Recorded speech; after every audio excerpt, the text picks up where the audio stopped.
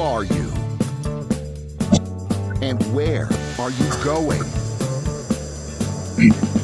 What do you want?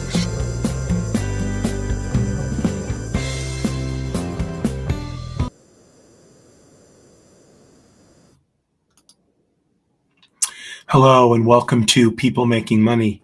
I'm your host, Kevin Bemmel, and we're here every Wednesday at 10 a.m. Pacific time to talk about all matters related to professional success, starting and building a business, and building wealth.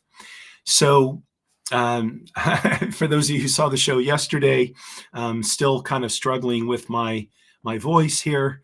I don't forget who I was talking to yesterday. I said I was talking to a client. I said I think I've got that Suzanne St. James voice, and they were a little young to know who she was. But for those of you who remember the wonderful TV show Macmillan and Wife, and the absolutely superb Suzanne St. James, who was known for this sort of female husky voice. I don't know why it had occurred to me that maybe that's what's going on here. So, by the way, I not at all to compare myself to Miss James, and I do not even come close to the level of talent that she displayed as an actress. I guess this is my, impersonation of her, maybe. I don't know. So, laughing in the midst of, turmoil or whatever. So my topic, oh boy, sometimes, So my topic for today is, what business are you in? And this is a question that I ask myself periodically because it really is the most crucial question that we can be asking if we want to be and stay successful. Excuse me.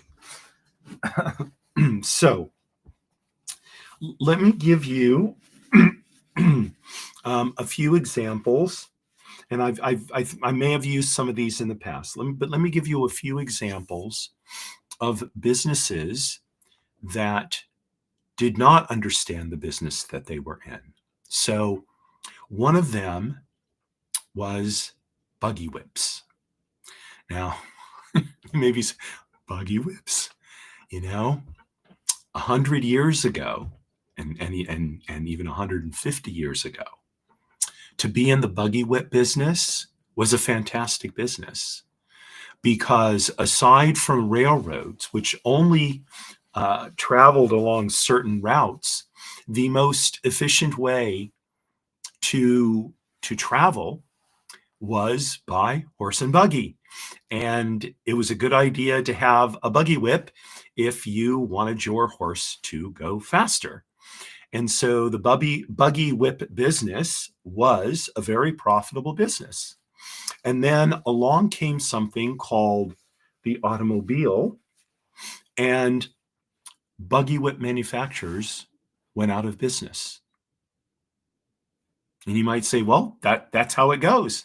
Well, yes, that is how it goes. Somebody innovates, and businesses that don't keep up with innovations a lot of times, sadly, end up closing. Okay. Speaking of another mode of transportation I just mentioned, railroads. There was a time that railroads absolutely dominated the transportation of goods and people.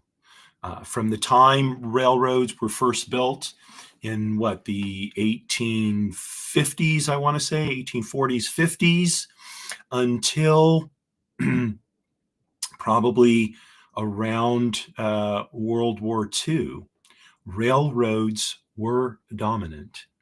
Post-World War II, they very rapidly lost their dominance, and many railroads failed.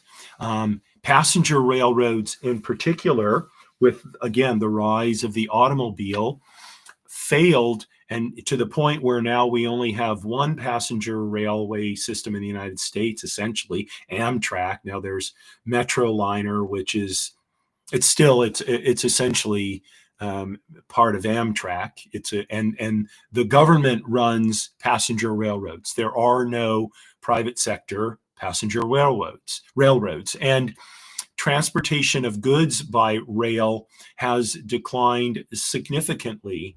It has started to recover as the system of intermodal integration has been developed, but railroads no longer control the percentage of transportation of goods that they used to.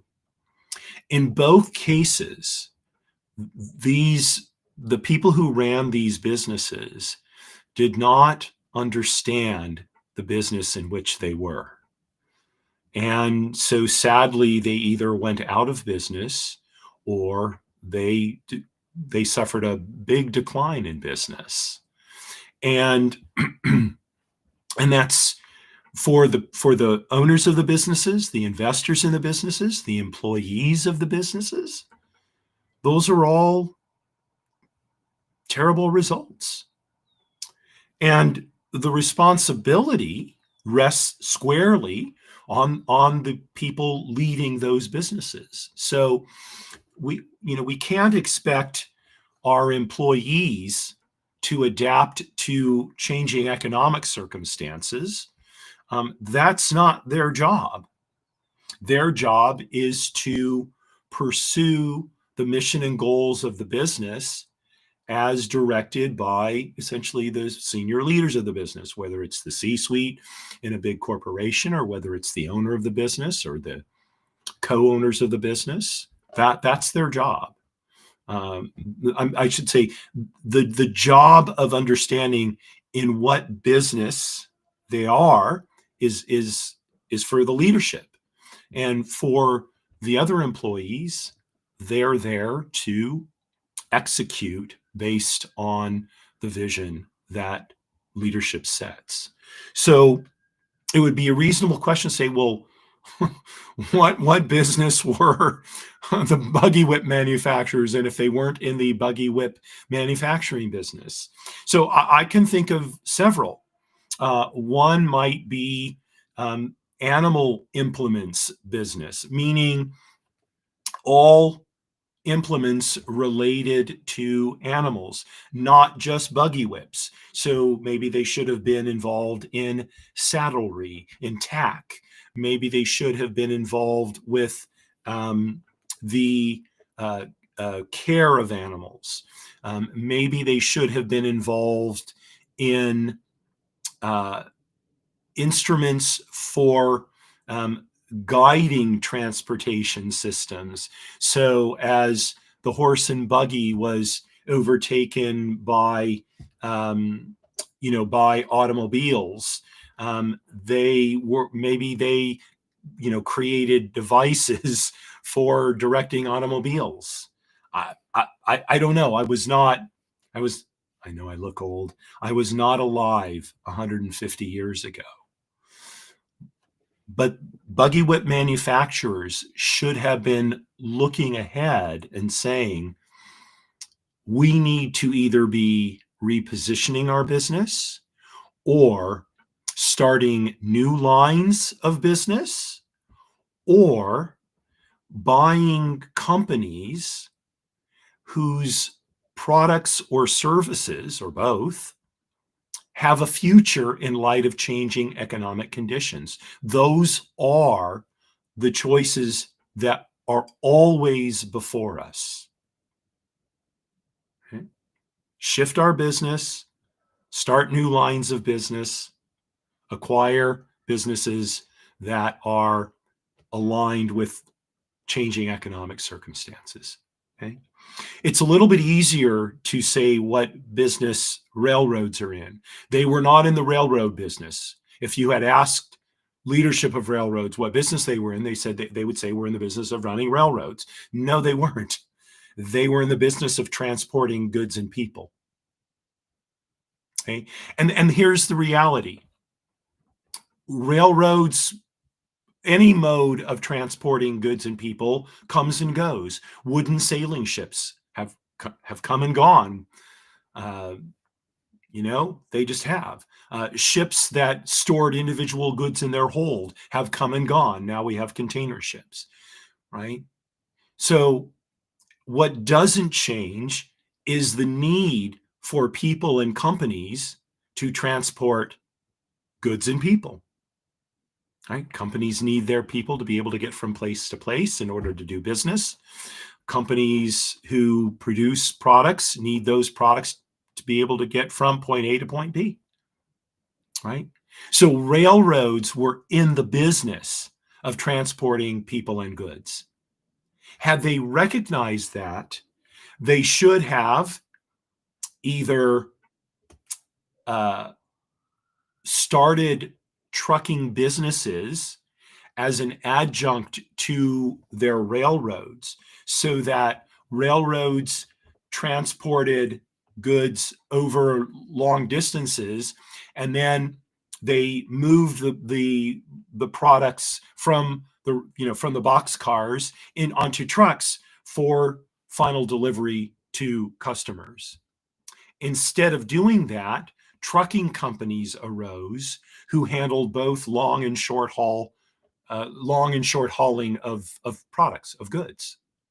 And railroads lost a tremendous amount of business. Now, the other thing railroads could have done, if they didn't recognize the competitive challenge they were facing right at the beginning, they could have bought trucking companies and integrated them into the service that they provided. And they could have developed essentially internally an intermodal system that we see now. There are various companies in which various companies are involved. Okay? But they didn't do that, and that's why railroads saw a significant period of decline. So we, as business owners and people in professional practices, are faced with a number of challenges right now. So among them are artificial intelligence. So for lawyers in particular, artificial intelligence is an enormous challenge, okay? Because what people can already do in terms of getting information about legal issues through AI is astonishing. Okay? I use it myself to do legal research. Now, I was a law clerk in a former life, so to speak, and so I have some skill in that area, and I'm able to get the information that I use ChatGPT, that ChatGPT generates, and I know how to confirm if it's correct. But what would have taken me hours to do when I was a law clerk, I can do now in minutes. Right? And when I say hours to minutes, what I would have had to have driven to a law library to do, and then research the cases, did what's called shepherdize them, and all of that that was at least an afternoon's work, 4 or 5 hours. Okay. Now today with LexisNexis, I don't have to go to a law library, but still to do the research and shepherdize the cases and such would still probably take at least an hour to 2 hours. Okay, for what used to take me maybe 4 hours or 5 hours to do in a law library. Now I can do that same research in 20 minutes. Okay, so a third to a sixth of the time. Okay, and I can do it, a non-lawyer. I don't need a lawyer to do it for me. Okay. Now, as more and more people figure out how to do this, and due respect to lawyers, Okay. The fact of the matter is, a lot of the uh, inaccessibility to the law has changed because we don't use legal language today anymore. We don't talk about in contracts, party of the first part and party of the second part and all that kind of stuff that was pretty much designed to make the law impenetrable to anybody but lawyers. We don't use Latin in legal documents anymore, again, which was used primarily to make the law inaccessible to non-lawyers. Most statutes are written in fairly plain language. Legal cases are written up in fairly plain language. And so, someone with a reasonably good ability to read and comprehend material, they can read legal cases, they can read statutes and, pretty much figure out what they're about. And so where does a lawyer today add value?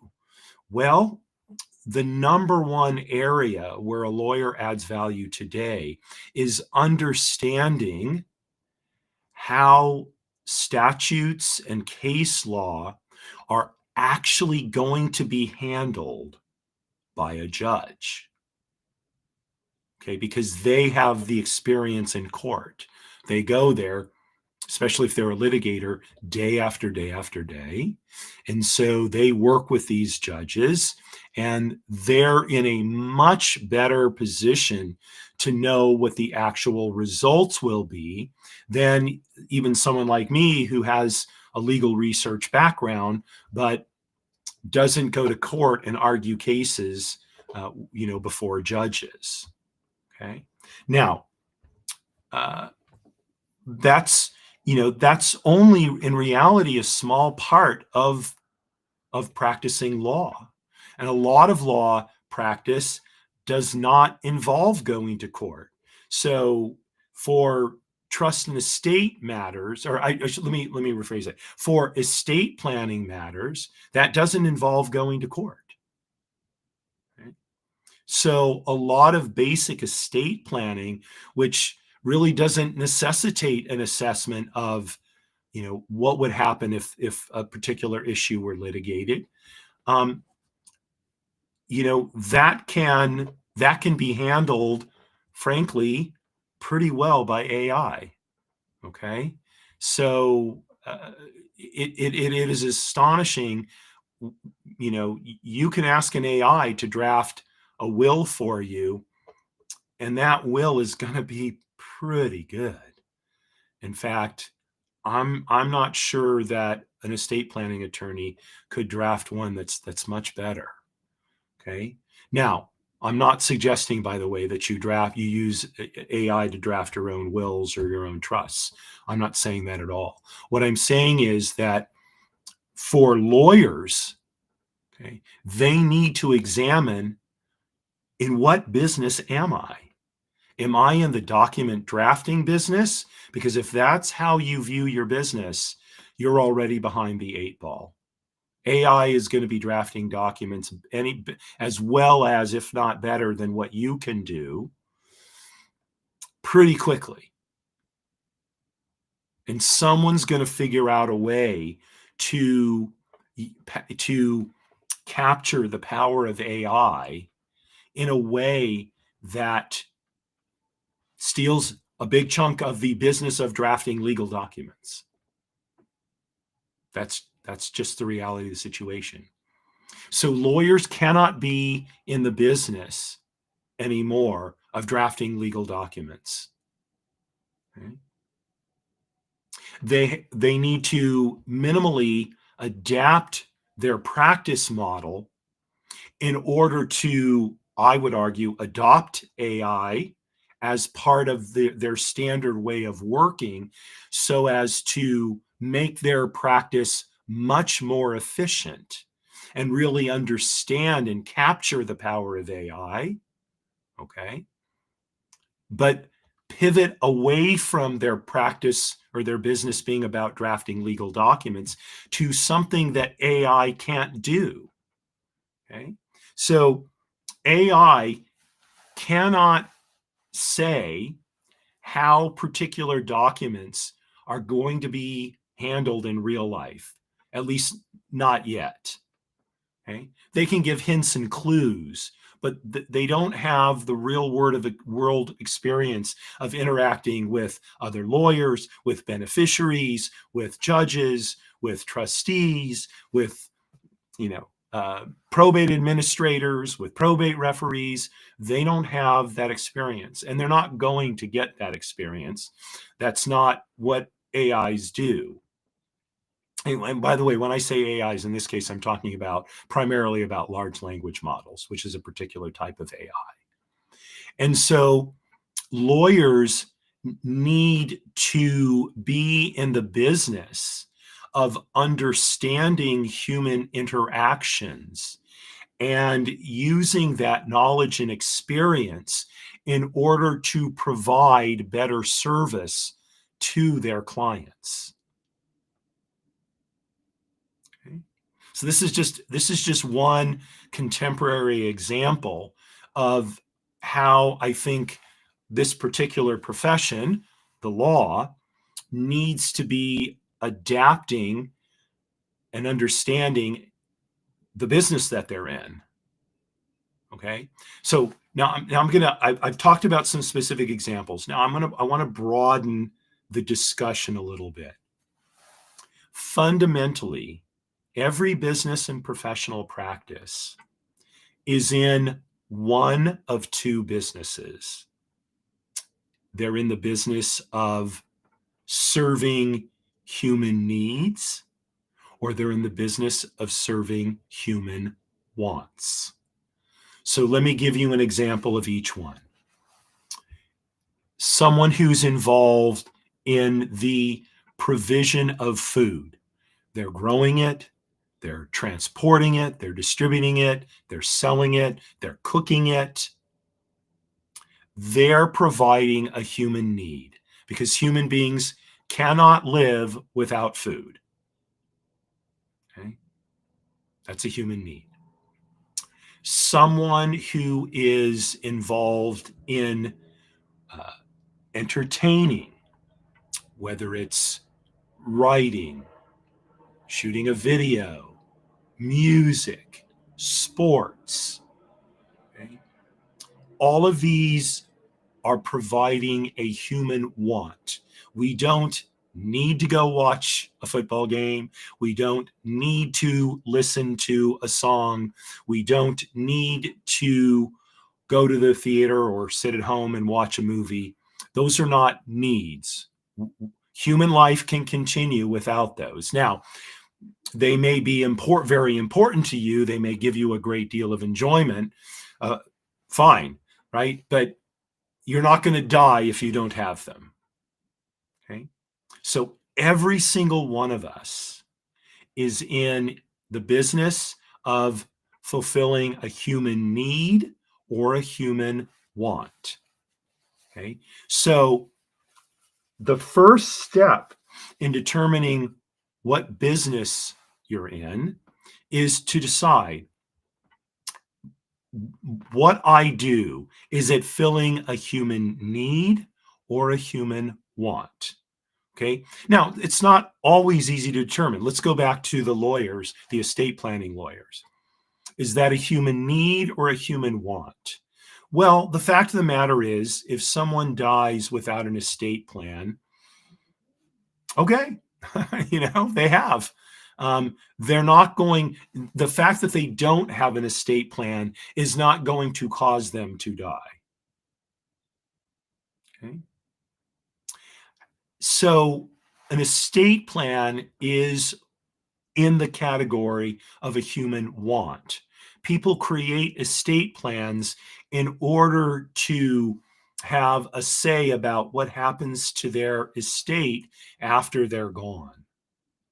Okay, so almost by definition, it's fulfilling a human want. Okay, as opposed to, again, someone providing food, someone providing water, someone providing healthcare. These are all human needs. Okay, someone providing transportation. Okay, that's probably also more in the category of a need. Now, obviously, transportation can be used for vacations and such like that. Um, we can debate over a bourbon sometime whether a vacation is a need or a want, but at least some transportation, the ability to get to the grocery store, the ability to transport uh, um, healthcare equipment to our house or to get to the hospital. These are needs. Okay, so fundamentally, we're in either the business of fulfilling a human need or a human want. So that's the first thing we have to figure out. Now, merely because you're in the food business or the food and beverage business doesn't mean that you're fulfilling a human need. Okay. If you're in the wine and liquor business, unless you're dealing solely with alcoholics, you're not in the human need business. You're in the human want business. Okay. And how do we know that? Because in difficult economic times, the wine and liquor business tends to decline, which is what we've seen over the last few years. Okay.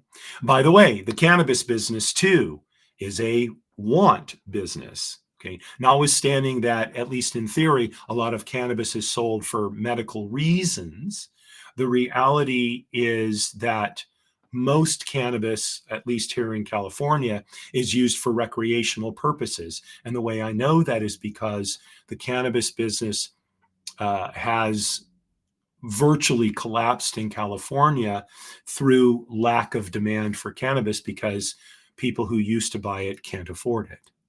Okay, they're too busy spending their money, or not too busy, but they're spending their money on food and shelter and actual needs, not cannabis.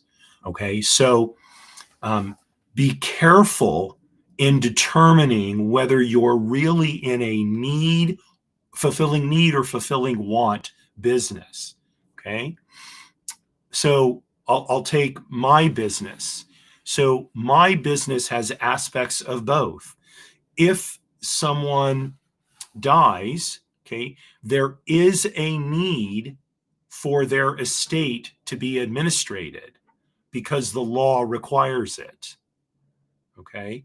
Now you could say, well, if no one ever files for administration of that estate, it'll just sit there forever. And that's true. And that's why I say mine is kind of is both. It's both a need and want. The reality is,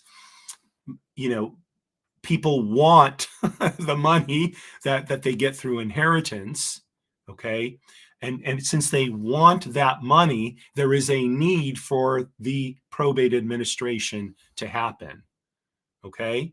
So in my case, I have human greed going for me, I guess, because people, want the money. And so therefore it needs to go through the probate process. Now, I'm not kidding myself to thinking that, without me, none of this is going to happen. Of course it is. There are lots of people who can administrate probates.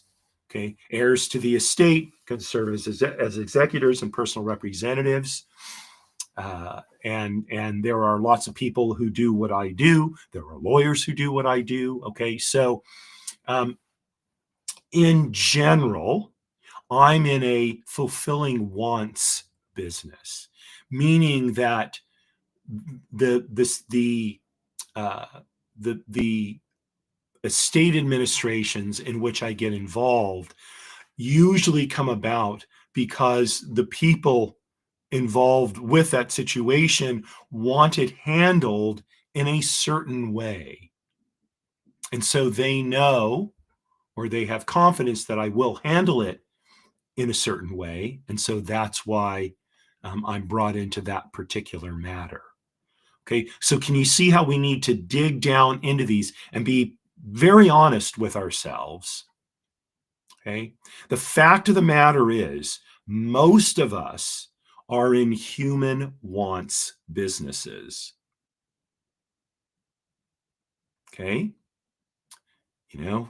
if we're working for a local water utility, we're in a human needs business because people need water to live. I think we can go for, 3 days or 8 days without water, something like that. It's a relatively short time. Okay, we have to have water.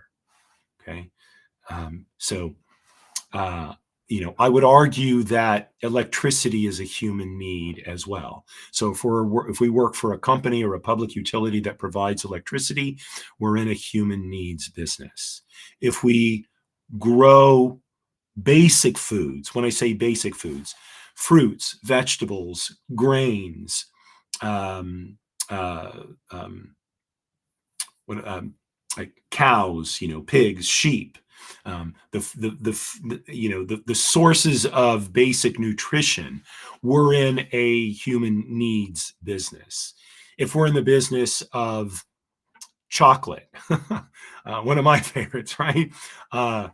Cookies, cakes, candy, as I mentioned before, wine, liquor, beer. Okay, these are not human needs categories. They're human wants categories. Okay, if we're in the clothing manufacturing, okay, if it's basic clothing, okay, that's probably pretty human needs because we do need to wear clothes. Okay, but if we work for, Gucci, okay, or Banana Republic, okay, we're no longer in the human needs category. We're in the human wants category because once we get into above the just, clothing that fulfills the basic need for covering our bodies and keeping us warm when it's cold, now we're into the human wants category. Okay. Healthcare. Okay.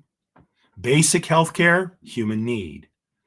Okay. Plastic surgery, in most cases, a human want. Okay. Now, there are, by the way, cases where plastic surgery is a human need. A child has a cleft lip and can't eat properly. Okay. Or has some other defect that prevents them from living, from living out their life. Okay, that's a human need now. But so I would say, most healthcare is a human need, but there is some aspects of healthcare that is really more of a human want.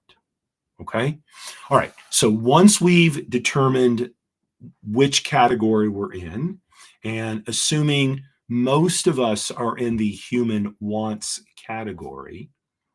So the next step is we have to figure out, okay, what is the want that we're in? Okay. And that can be very difficult. So let's use a couple of the examples I raised over the last few minutes. So if we're a clothing manufacturer like a Gucci or a Banana Republic, okay, we're not in the clothing business. Okay, clothing is what we make, but the business we're in is fulfilling a human want. What is that want? Is it the desire to project status? Is it the desire to buoy a person's self-esteem? Okay. Is it uh, the want to fit into a particular group of people? What is the specific want that we're fulfilling?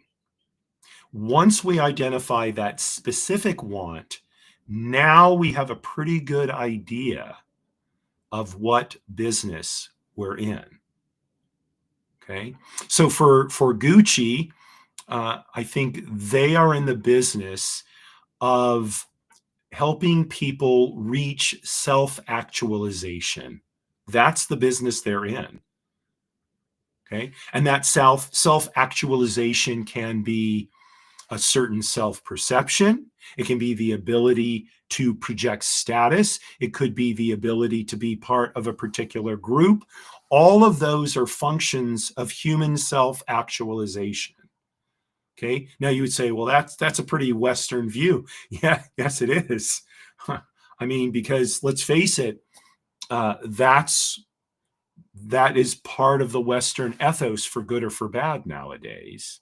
Okay, part of it has to do with the level of wealth that the West in general has attained. Okay, part of it has to do with the focus on the individual. That is part of the Western ethos. That's not necessarily the same thing in large parts of Asia. Okay, so the business that you're in may also limit geographically the territory that you're going to cover.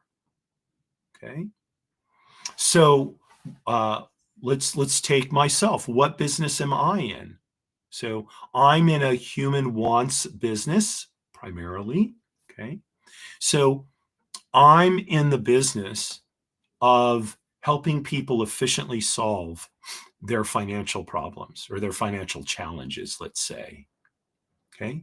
So those challenges may be, there's a pot of money over here because somebody died and I want it. How do I get it? Okay. Or it may be, I've got this property and it's not operating well. It's not throwing off the income that I want from it, those kind of things. Okay. So, like I said, I'm in the business of helping people solve efficiently their financial challenges. That's the real business that I'm in. Okay. Now, when people ask me, what are you? I'll say I'm an independent trustee and probate administrator, because that helps them understand my function. But I have to keep in mind that being an independent trustee and probate administrator is merely one way that I execute the business that I'm in, which is helping people efficiently solve their financial challenges. Okay. And the same thing is true. I'm in the same business, by the way, as accountants and most lawyers.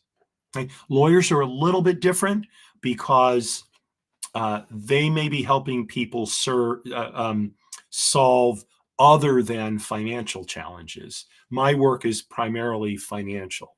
Okay. The fact that I may be helping them solve interpersonal disputes, yes, I do that, but I do that because there's a financial situation that's at stake. Lawyers, on the other hand, oftentimes are seeking to resolve relationship issues without there necessarily being a financial aspect to it.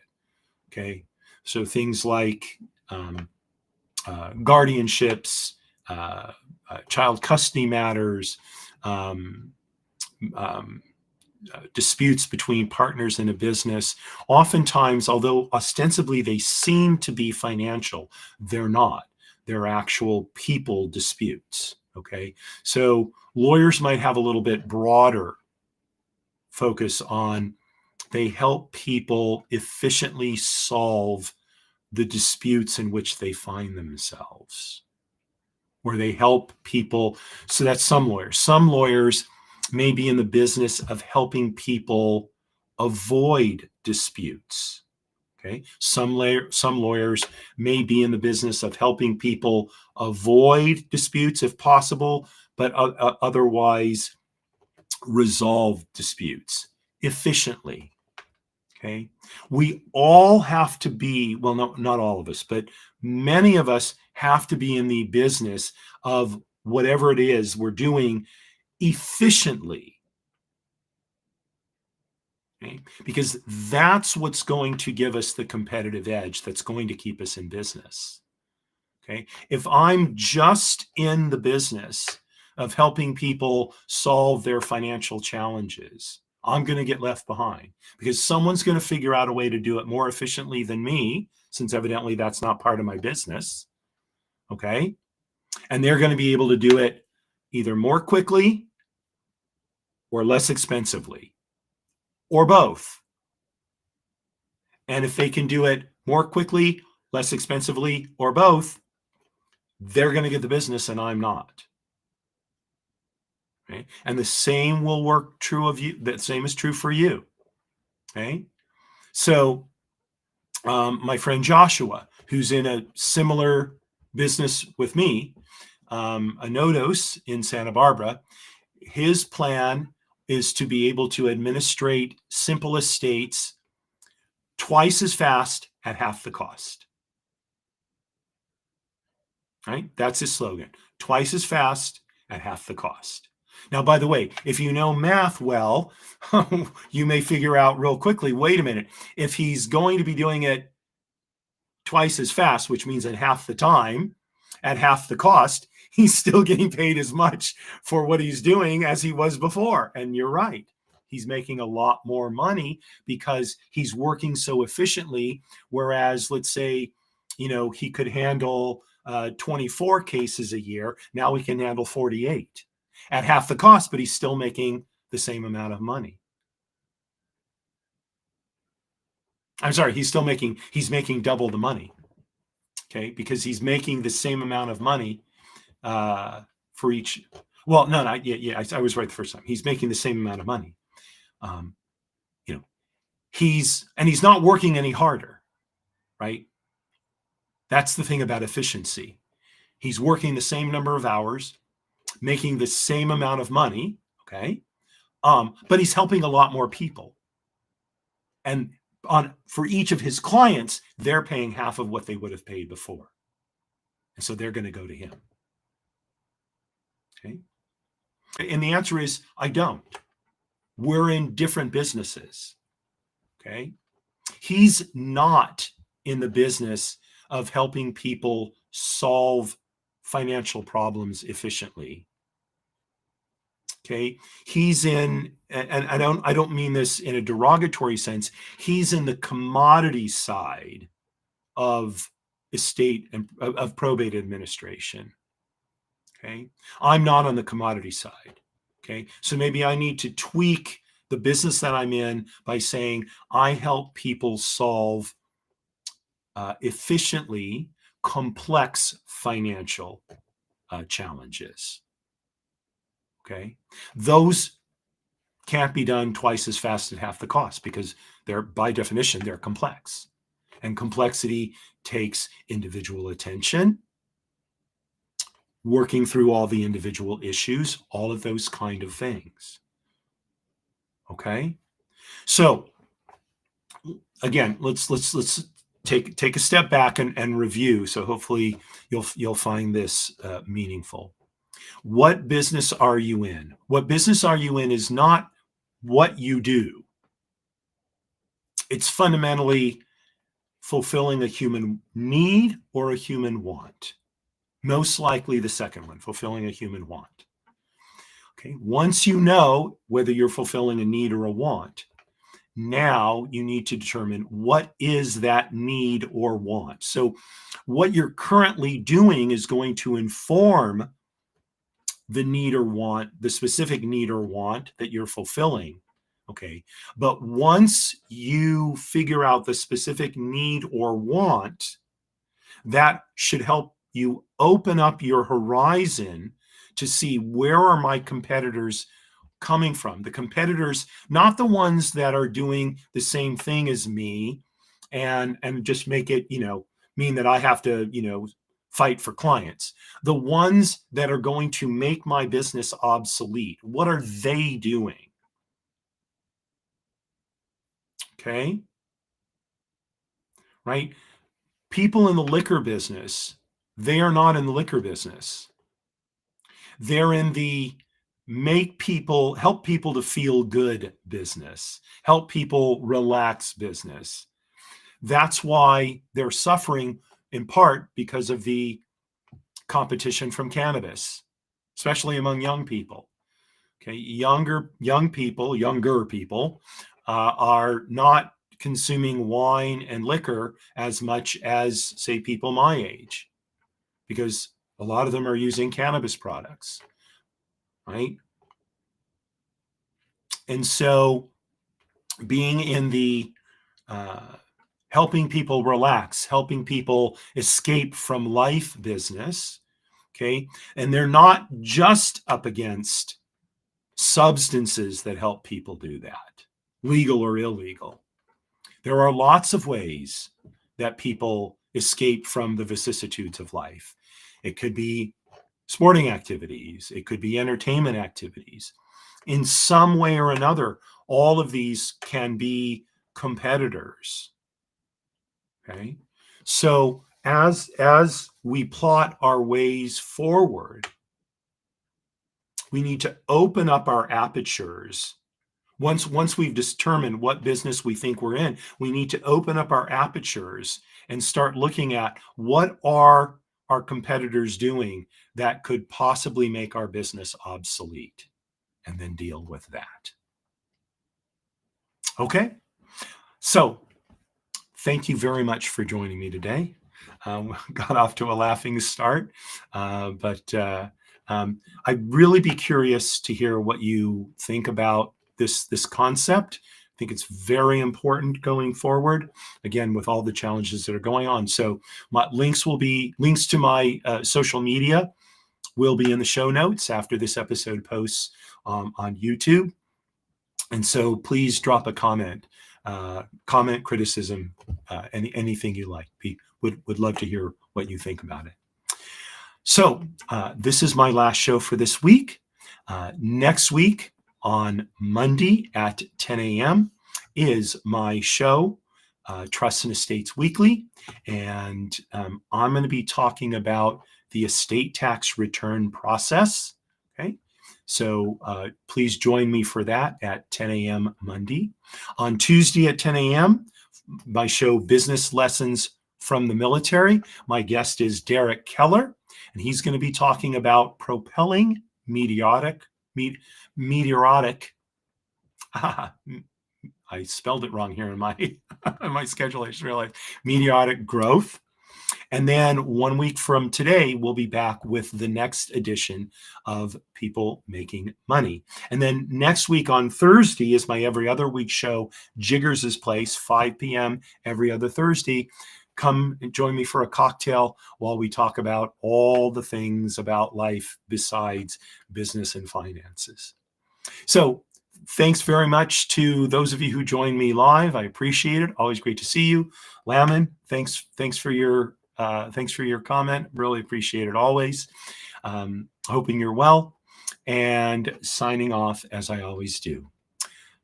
Marie, darling, you are my belle. Courage at all times, my friend.